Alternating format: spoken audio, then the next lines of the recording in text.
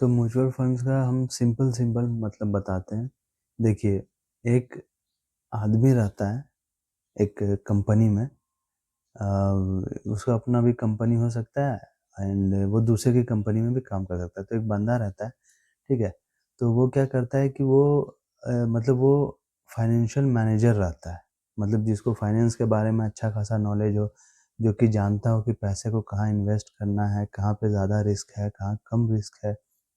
तो ये सब चीज़ें उसको पता रहती है। वो मतलब मैनेजर टाइप में बंदा रहता है, ठीक है? तो वो बंदा क्या करता है कि किसी भी कंपनी में है, ठीक है? या किसी भी इंस्टीट्यूट में है, तो वो क्या करता है लोगों से, यानी कि हम लोगों से, नॉर्मल लोगों से पैसा को इकट्ठा करता है, कलेक्ट करता है, ठीक है? और उस पैसे को फिर वो आगे इन्वेस्ट करता है, डिपेंड्स कि वो हाई रिस्क वाला है कि लो रिस्क वाला है कि मिडल रिस्क वाला है, ठीक है? अलग-अलग रहता है इसमें। तो वो जो है सो उसके हिसाब से इन्वेस्ट करता है। तो इसी चीज़ को सिंपल में जो है सो सिंपल भाषा में कह सकते हैं कि म्यूचुअल फंड्स टाइप का ये है। तो एक ऐसा इंस्टीट्यूशन या कंपनी जो कि पूल्स करता है, यानी कि कलेक्ट करता है मनी फ्रॉम इन्वेस्टर्स, यानी हम लोगों से, एंड इन्वेस्ट करता है इन मार्केट, ठीक है? तो उसी को हम लोग बोलते हैं, उसी को एक टाइप का मतलब म्यूचुअल फंड्स बोलते हैं बेसिकली, ठीक है? तो इसमें जो मिनिमम अमाउंट होता है वो होता है ₹100, यानी मिनिमम अमाउंट हम लोग ₹100 इन्वेस्ट कर सकते हैं। ये वाला डिपेंड करता है कि आप इसमें 2 तरीके का ऑप्शन भी रहता है, वन टाइम इन्वेस्टमेंट और एसआईपी का, ठीक है? तो हम भी वैसे इसमें म्यूचुअल फंड्स में भी डाले हैं, तो इसमें हम वन टाइम वाले में डाले हैं, ठीक है? क्योंकि एसआईपी हमको कुछ मतलब उतना हर महीना-महीना कटे वो उसमें मज़ा नहीं आता है, ठीक है? बेसिकली तो यही किया है। तो इसमें 2 तरीके का होता है, एक तो आपका एसआईपी और एक आपका जो है सो मतलब एक बार में वन टाइम इन्वेस्टमेंट। तो मिनिमम अमाउंट जो है सो ये ₹100 का है, ठीक है? अ, ये तो आपका आई थिंक एसआईपी वाला होगा, ऐसा एसआईपी में जो है सो इतना कम रहता है, लेकिन वन टाइम वाले में शायद 500 रहता है। बट आप लोग इसी को याद रखना, मिनिमम अमाउंट ₹100। तो investment in mutual funds is tax free. इसमें जो भी आप पैसा इन्वेस्ट करते हैं वो टैक्स फ्री होता है, यानी उसपे कोई टैक्स नहीं लगता है। Mutual funds is a SIP बोल रहा है, सिस्टमैटिक, एसआईपी का फुल फॉर्म है सिस्टमैटिक इन्वेस्टमेंट प्लान।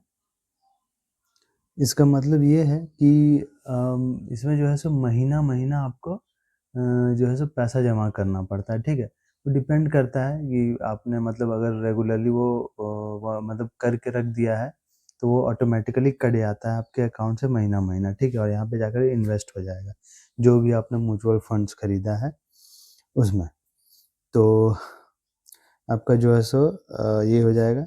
तो ये वाला हमको कुछ ख़ास पसंद है नहीं, हमको वन टाइम वाला पसंद है, बट ज़्यादातर जो जितने भी म्यूचुअल फंड्स होते हैं, उसमें जो है सो वन टाइम वाला ही ऑप्शन सॉरी वन टाइम बोलते हैं, एसआईपी वाला ही ऑप्शन देता है, यानी महीना-महीना वाला ही ऑप्शन देता है, वन टाइम वाला नहीं देता है, ठीक है? अच्छा, म्यूचुअल फंड्स का जो वैल्यू रहता है, यानी जैसे मान लीजिए कोई भी आप म्यूचुअल फंड्स इसमें गए, ठीक है? तो म्यूचुअल फंड्स का उस पे गए, तो उसमें क्या है कि उसमें जैसे शेयर में रहता है ना कि एक शेयर का प्राइस इतना है, एंड आपका जो भी प्राइस रहता है उसका, जैसे आप टाटा मोटर्स का देख रहे होंगे, हालाँकि अभी टाटा का तो 2 अलग-अलग हो गया है। या फिर मतलब जियो का देख रहे हैं, ठीक है? तो वो सब का देख रहे हैं तो उसमें क्या रहता है कि एक वैल्यू दिया हुआ रहता है उसका कि इतने रुपए है ना, ₹100, ₹150, ₹300। तो उसी तरीके से म्यूचुअल फंड का भी जो है, इसका भी एक वैल्यू रहता है और उस वैल्यू को हम लोग क्या बोलते हैं, एनएवी वैल्यू। इसका फुल फॉर्म है नेट एसेट्स वैल्यू, ठीक है?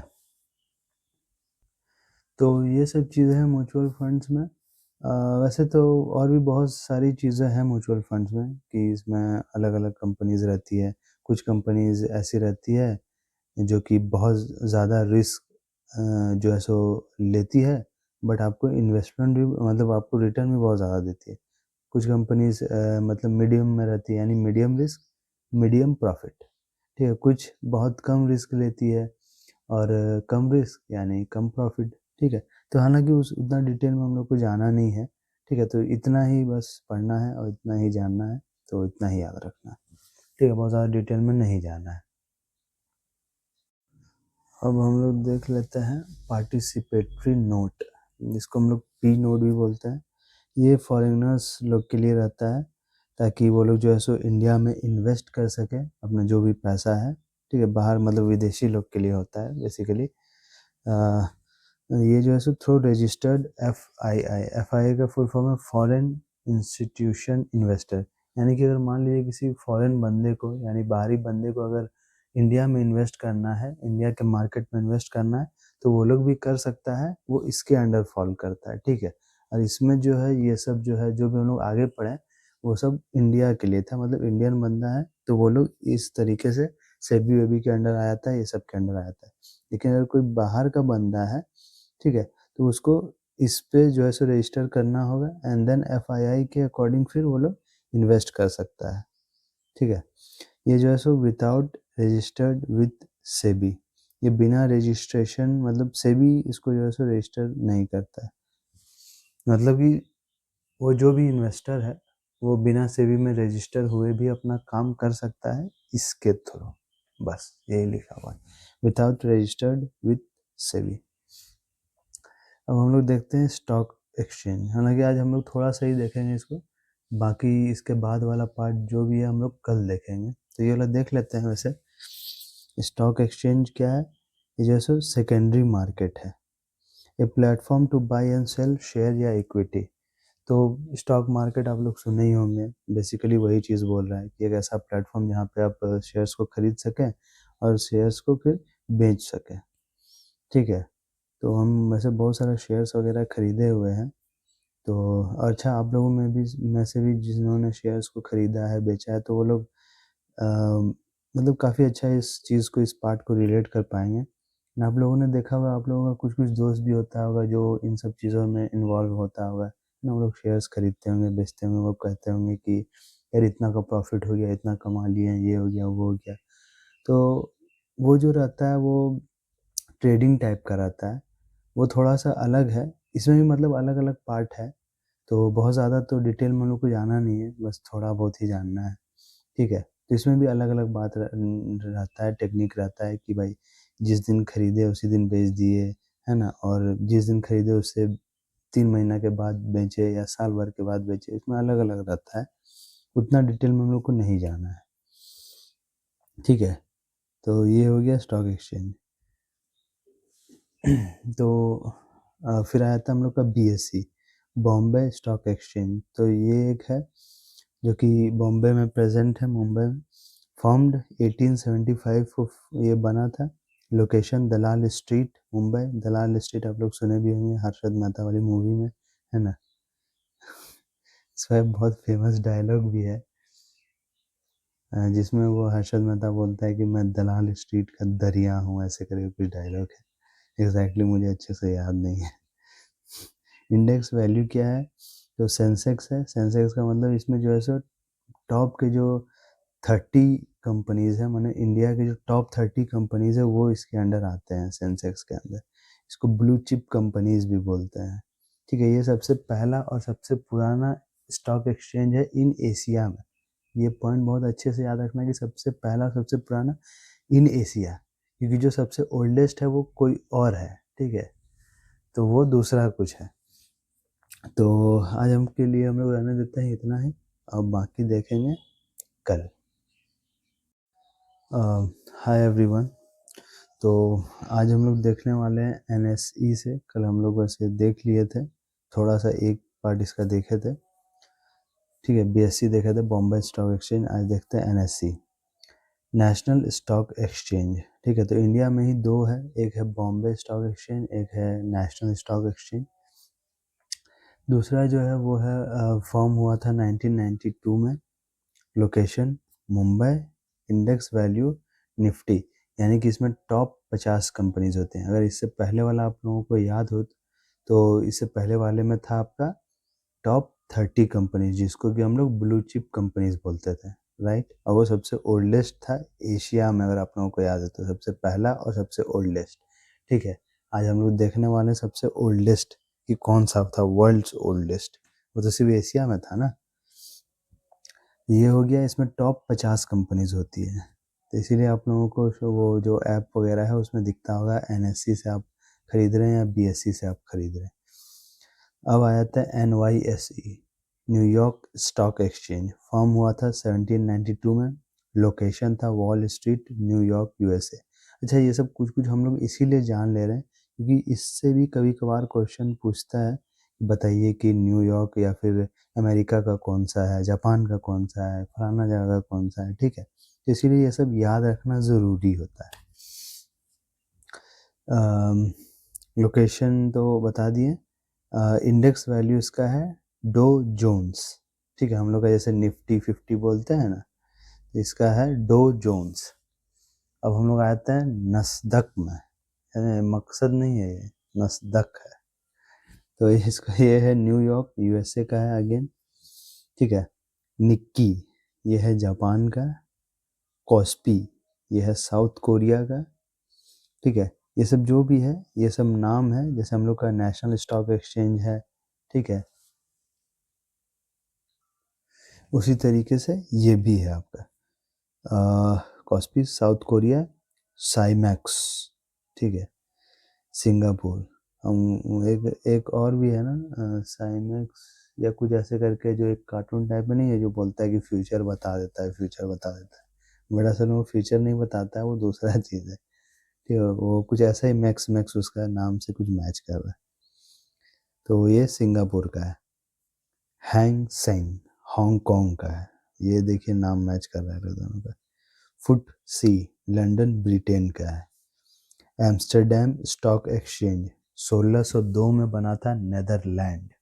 वर्ल्ड्स ओल्डेस्ट स्टॉक एक्सचेंज, ये है वर्ल्ड का सबसे पुराना stock exchange, Amsterdam stock exchange. ये बहुत इम्पोर्टेंट है, ठीक है। अब आए थे हम लोग इसमें डीमैट अकाउंट। डीमैट अकाउंट किसको बोलते हैं?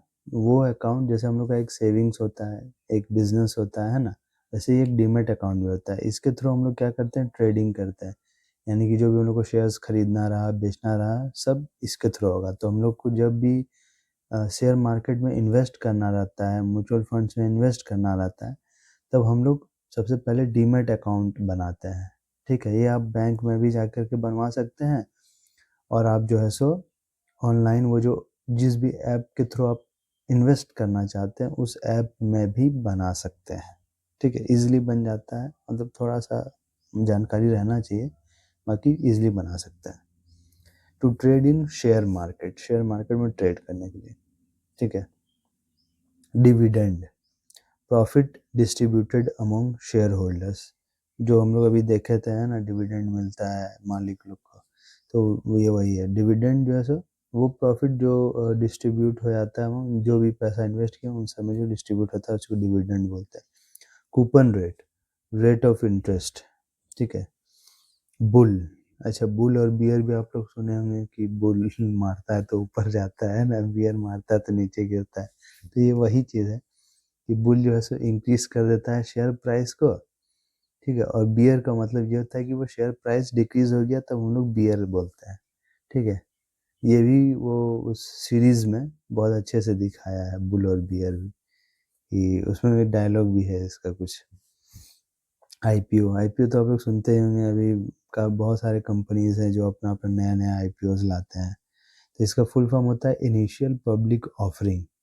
तो जब भी नया नया जब भी कोई भी कंपनी है, नया नया जब भी वो अपना स्टॉक मार्केट में आती है, तो अपना आईपीओ लाती है कि हम अपना जो है सो कंपनी का जो शेयर है तो उसको हम इतने प्राइस पे ऑफ़र कर रहे हैं, अगर आप लोग खरीदने में इंटरेस्टेड है तो आप इतने में खरीद सकते हैं। तो वही है आईपीओ, ठीक है, जो एकदम बिल्कुल स्टार्टिंग में दिया जाता है, फर्स्ट टाइम दिया जाता है, ठीक है। उसके बाद तो वो लॉन्च होती है, फिर वो ऊपर जाएगी, नीचे जाएगी, वो तो फिर बात की बात है। When company issue share first time, अपना शेयर लॉन्च करती है, उसका अपना प्राइस डिसाइड करती है कि भैया ये प्राइस पे हम दे रहे हैं एक शेयर। इनसाइडर ट्रेडिंग, आप लोगों को हम अच्छे से समझाए थे कि इनसाइडर ट्रेडिंग क्या होता है ना। बड़े बड़े बिजनेसमैन मतलब पहले से ही वो मैसेज लीक करवा देते हैं, या मतलब उसको पहले ही रिसीव हो जाता है, एंड फिर वो कंपनी के शेयर्स खरीदते हैं, फिर बाद में कंपनी का शेयर बढ़ता है एंड देन फिर वो बेच कर निकल जाते हैं, ठीक है, और नुकसान हो जाता है बेचारे मासूम लोगों का। वही है इनसाइडर ट्रेडिंग। इसका डेफिनेशन लिखा हुआ है, to leak company information to benefit someone, ठीक है।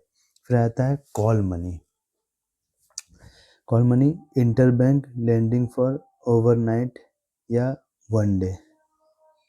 तो इसका मतलब ये है कि जब भी एक बैंक जब दूसरे बैंक को लोन देता है एक दिन के लिए, ठीक है, तो उसी को हम लोग बोलते हैं कॉल मनी। बस सिंपल यही है। अब देखते हैं हम लोग notice money, interbank lending for 2 से 14 दिन तक। तो जब भी एक बैंक दूसरे बैंक को लोन देता है 2 से 14 दिन तक, ठीक है, तब हम लोग उसको बोलते हैं notice money. Term money, interbank lending for more than 14 days. तो अगर 14 दिन से ज़्यादा के लिए अगर लोन दे रहा है, ठीक है, एक बैंक दूसरे बैंक को, ठीक है, ये इसको, तो अगर 14 दिन से ज़्यादा के लिए अगर लोन दिया जा रहा है तो फिर उसको टर्म मनी बोलेंगे। फिर आता है हम लोग का STT, securities transaction tax, a tax on purchase and sale of securities. यानी जब भी हम लोग सेल करते हैं या परचेज करते हैं किसी भी सिक्योरिटीज़ को, तो उस पर जो हम लोग को टैक्स लगता है उसी को हम लोग बोलते हैं STT, सिक्योरिटीज ट्रांजैक्शन टैक्स।